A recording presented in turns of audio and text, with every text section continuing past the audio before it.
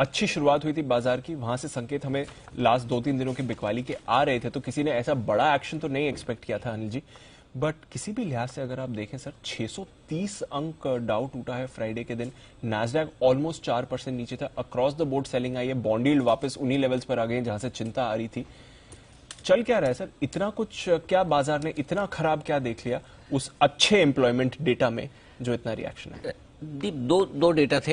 एक तो नौकरियां कितनी लगी और एक नौकरियां कितनी नहीं लगी। राइट, नौकरियां जो लगने के डेटा आए थे वो उम्मीद के मुताबिक थे। जितना सोचे थे उतनी लगे, लेकिन नौकरियां जो घटनी चाहिए थी वो कम घटी। अब पूरे वीकेंड पर लोगों की परेशानी ये रही कि नंबर अच्छा है, नौकरियां कम घटी तो अच्छी बात है। मतलब खुशी मनाएं या गम।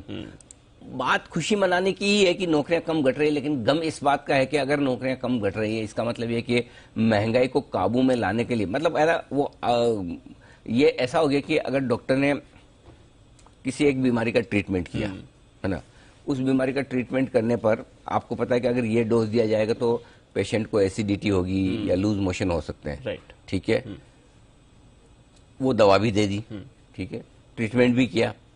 अब डॉक्टर इस बात को परेशान है कि जो दवा दी उसका साइड इफेक्ट ये होता है कि लूज मोशन या उसको एसिडिटी होनी चाहिए, हो क्यों नहीं रही। करेक्ट।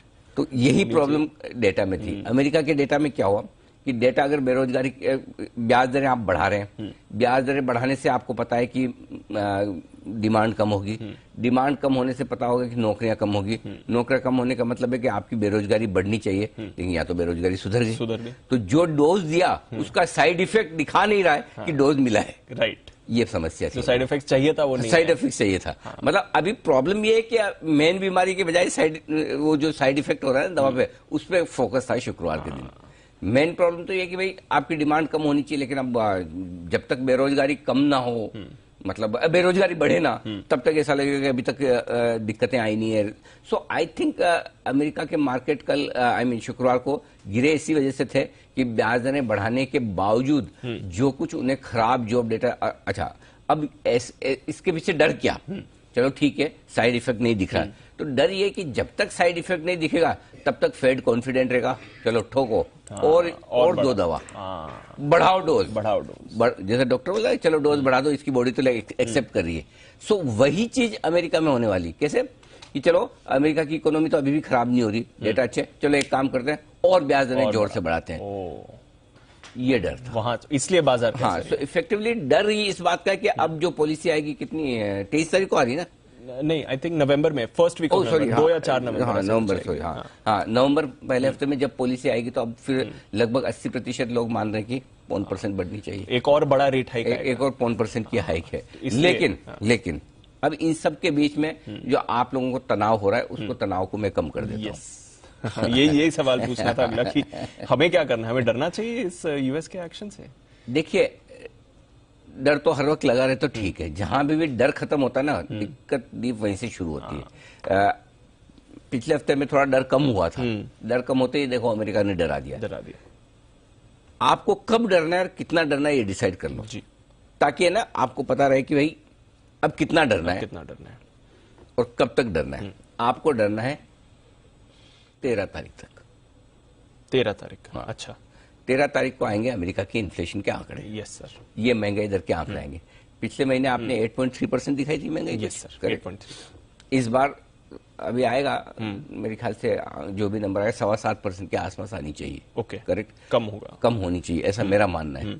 अगर अमेरिका में महंगाई दर, देखो जिस चीज पे अमेरिकी बाजार कल गिरे, शुक्रवार को, कि डेटा खराब नहीं हो रहे, अगर समझो इस वाला महंगाई का आंकड़ा घट कर आ जाए बढ़िया वाला, तो बस वही चाहिए। तो जो डोज दिया है, जिस बात का इलाज कर रहे हैं, उसका इलाज लग रहा है। तो मेरे ख्याल से गुरुवार को जो महंगाई के आंकड़े आएंगे वो मेक और ब्रेक है।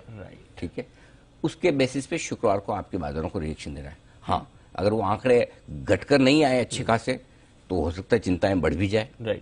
और अगर आ जाए उससे पहले भी अमेरिकी बाजार उस उम्मीद में रिएक्शन दे सकते हैं। सो आपको ये वाला हफ्ता थोड़ा सा उस लिहाज से, ग्लोबल मार्केट्स के लिहाज से थोड़ा ऊपर नीचे वाला निकालना है।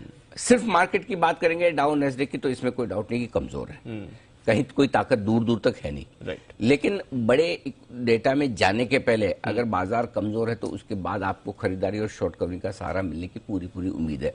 प्लस फेड की पॉलिसी की जो मीटिंग है उसमें अभी समय है, Yes, sir. राइट, 3 से 4 23 दिन हफ्ते है भी, अभी, हाँ। 23 दिन है, राइट। सो मेरे ख्याल से आज और एक आध दिन और अगर अमेरिकी बाजार घटते हैं, हमारे बाजार उस हिसाब से घटते हैं और पुराने लोज के आसपास पहुंचते हैं, तो वो आपको फिर से खरीदारी का मौका दे रहे हैं। ये डिप मौका देगा। 16,700 16,800 नीचे स्ट्रॉन्ग सपोर्ट है, 17,400 17,500 ऊपर रुकावट की जगह है। इस 700 पॉइंट माफ कीजिएगा, 700 पॉइंट के आसपास की जो रेंज बन रही थी, इस रेंज में हमें ऊपर की तरफ आएगा तो मूड माहौल अच्छा होता हुआ दिखेगा, वहां थोड़ा प्रॉफिट बुक करना है। नीचे की तरफ आए तो थोड़ा प्रॉफिट, थोड़ा खरीदारी करना है। टुकड़ों टुकड़ों में लेते रहिए, टुकड़ों टुकड़ों में देते रहिए। ये बन रहा है। ये स्ट्रेटेजी के साथ चलना है।